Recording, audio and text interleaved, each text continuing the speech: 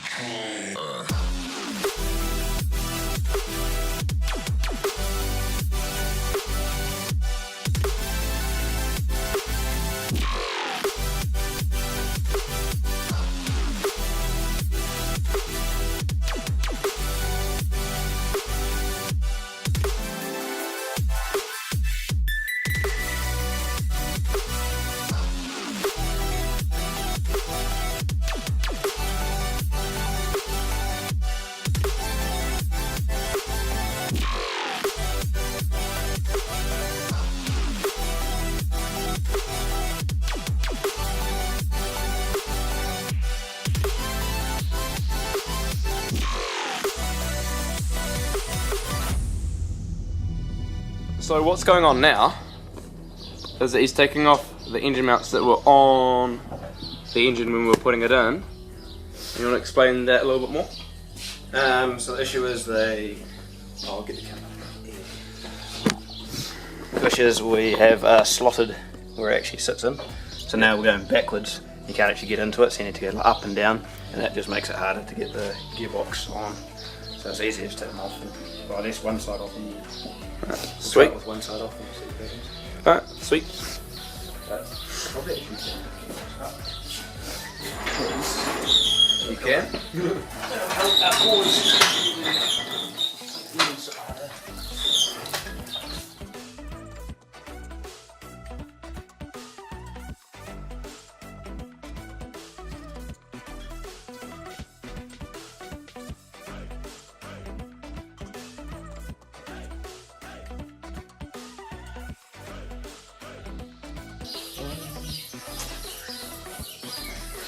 So the trouble we're having is locating pin here, or dowel, another one down there, and this one just doesn't want to close up for some reason. And just classic Toyota gearboxes don't like to go on. They just don't like going in the hole. It's just, Maybe do we try to lube it? Put some lube in it and then it might go in the hole. But it works on some things. Not on these. Oh.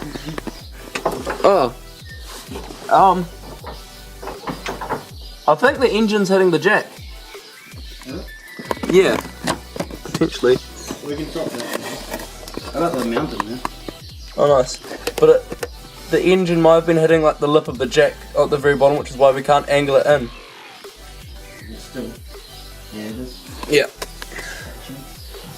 I knew there was some reason it wasn't going in. So after struggling for ages, trying to get these bolts in and the dowel in to locate nicely, we ended up coming over here,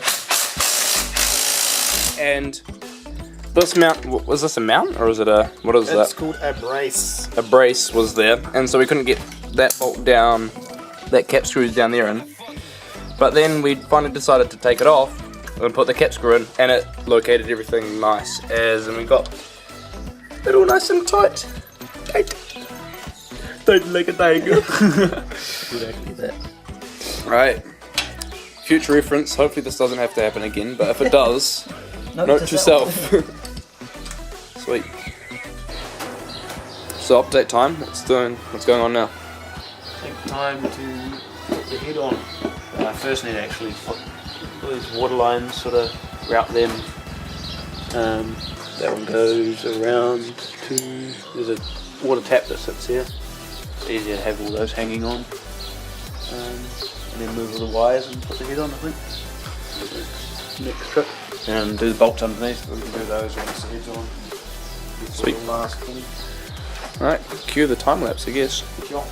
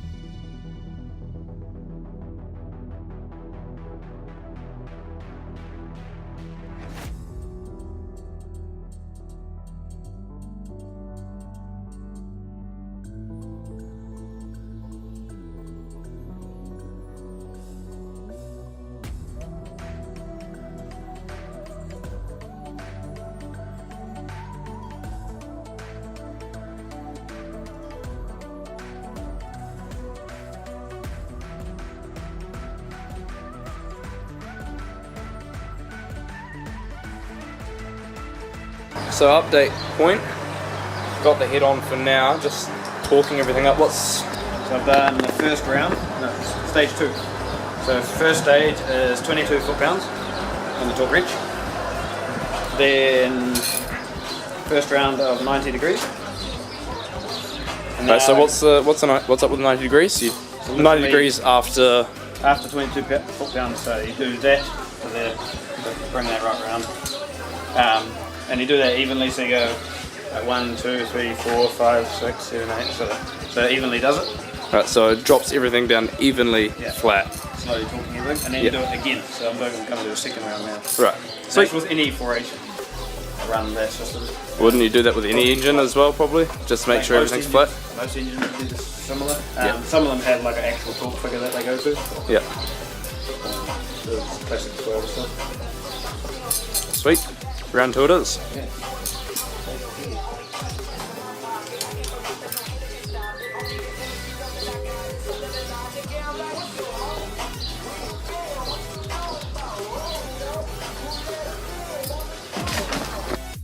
So while Derek's been working on that, he's told me that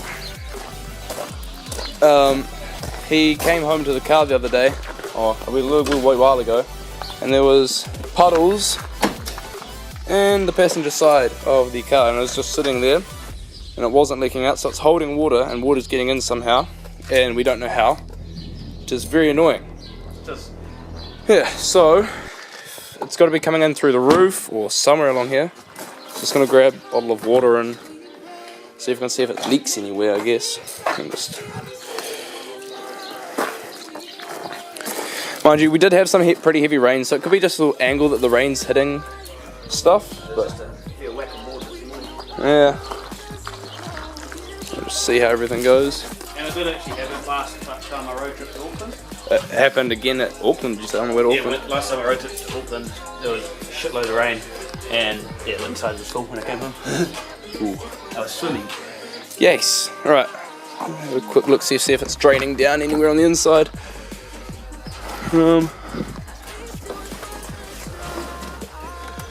Looks clear everywhere.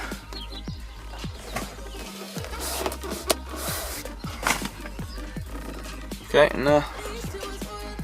Looks like it's dry everywhere around here. Heads talk to spec, you say? Nice.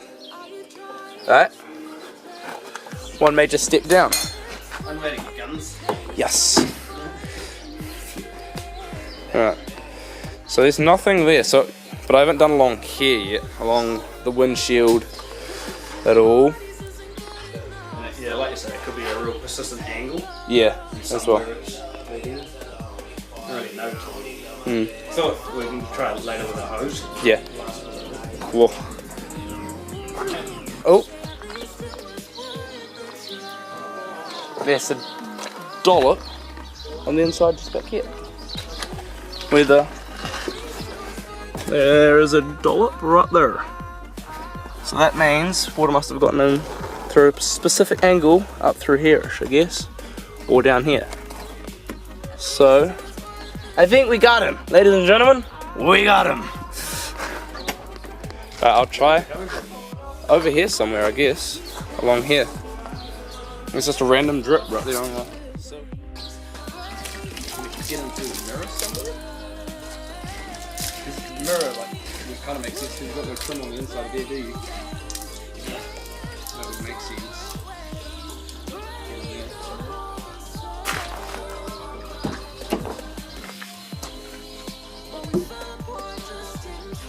Not 100% sure, but it did suspiciously like a little droplet went down in that little gap in between the door cutter and the actual door when we splashed a little bit of water in there.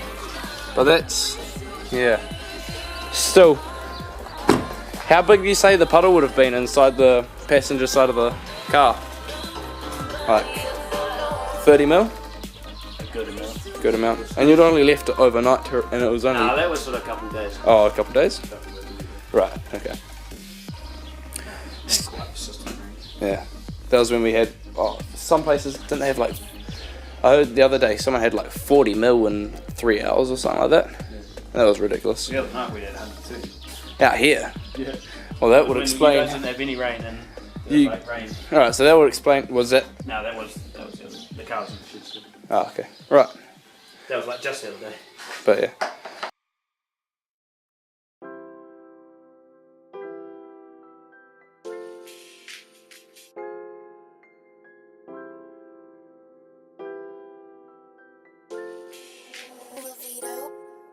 On the